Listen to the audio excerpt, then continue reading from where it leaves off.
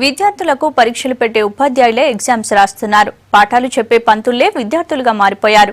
English medium స్కూళ్లలో చదువులు చెప్పేందుకు ట్రైనింగ్ పొందిన టీచర్లు వరంగల్లో గ్రాండ్ టెస్టులు రాశారు.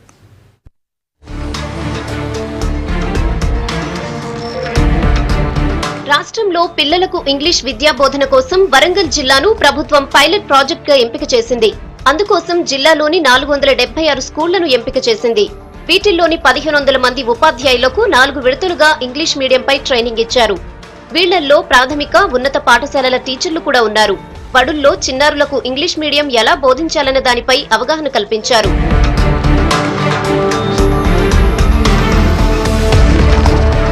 నాలుగు నెలలు ట్రైనింగ్ తీసుకున్న టీచర్లు ఏం నేర్చుకున్నారన్న దానిపై గ్రాండ్ టెస్ట్ నిర్వహించారు. మహబూబాబాద్ కు చెందిన టీచర్లకు హన్మకొండలోని ప్రభుత్వ ఉన్నత పాఠశాల, ములుగు డివిజన్లో మార్కాజీ పాఠశాల, వరంగల్ డివిజన్లోని టీచర్లకు ప్రాథమికోన్నత పాఠశాల, జనగామ డివిజన్లోని వారికి సుబేదారి యూపీఎస్ లో పరీక్ష సెంటర్లను ఏర్పాటు చేశారు.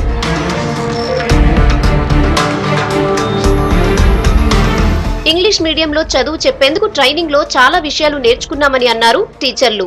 పిల్లలకు బోధించడంతో పాటు సృజనాత్మకతను వెలికితీసి ప్రైవేట్ బడులకు ధీటుగా తీర్చిదిద్దుతామన్నారు ఉపాధ్యాయులు. ఎవరైనా కానివ్వండి, ఒక నిరంతర విద్యార్థిగా ఉన్నప్పుడు మాత్రమే ఒక పర్ఫెక్ట్ ఉపాధ్యాయుడుగా అవుతాడనేటువంటిది ఒక నానుడి ఉంది. కాబట్టి ఎప్పుడు కూడా ఉపాధ్యాయుడు నిరంతర విద్యార్థి. ఎంత ఉపాధ్యాయులం అయినప్పటికీ, ఎంత మేము విద్యాబోధనలో ఉన్నప్పటికీ కూడా కొత్త విషయాన్ని తెలుసుకోవడం అనేది ఇవాటి ట్రెండ్లో కంపల్సరీ. కాబట్టి మరి అందుకు భాగంగానే మేము ఈ ట్రైనింగ్ తీసుకోవడం, ఈ పరీక్ష రాయడం జరుగుతుందండి. మాకు చాలా సంతోషంగా ఉంది. కేజీ టు పీజీ విద్య అమలు చేయటం బాగుంది, కానీ స్కూళ్లలో మౌలిక వసతులు లేవని అంటున్నారు కొందరు టీచర్లు. విద్యార్థుల సంఖ్యకు తగ్గట్టుగా ఉపాధ్యాయులు లేకపోవటం వల్ల విద్యా బోధన ఆశించిన స్థాయిలో జరగడం లేదంటున్నారు. ఉపాధ్యాయ పోస్టులు వెంటనే భర్తీ చేయాలని కోరుతున్నారు. ట్రైనింగ్స్ లో మేము ఎప్పుడు స్టూడెంట్స్ లాగా ఉండడం, పరీక్షలు రాయడం మాకు అలవాటే అండి. మాకేం కొత్తదనం లేదు. మాకు చాలా ఉత్సాహంగా ఉంది రాయాలని. కాకపోతే తరగతికి ఒక టీచర్ని ఇచ్చి, విద్యా వాలంటీర్ని అయినా సరే తరగతికి ఒకరిని ఇచ్చినప్పుడే సక్సెస్ అవుతుందని ఇంగ్లీష్ మీడియం నేను అనుకుంటున్నాను. నా అభిప్రాయం ప్రకారం ఈ 60 మందికి 2 టీచర్లను ఇచ్చి ఇంగ్లీష్ మీడియం పెట్టని అట్లా కాకుండా నర్సరీ నుంచి గవర్నమెంట్ స్కూళ్ళల్లో స్టార్ట్ చేయాలి. తరగతికి ఒక టీచర్ని ఇవ్వాలి. 5 తరగతులకు 5 గురు ఇచ్చినప్పుడే సక్సెస్ అవుతుంది.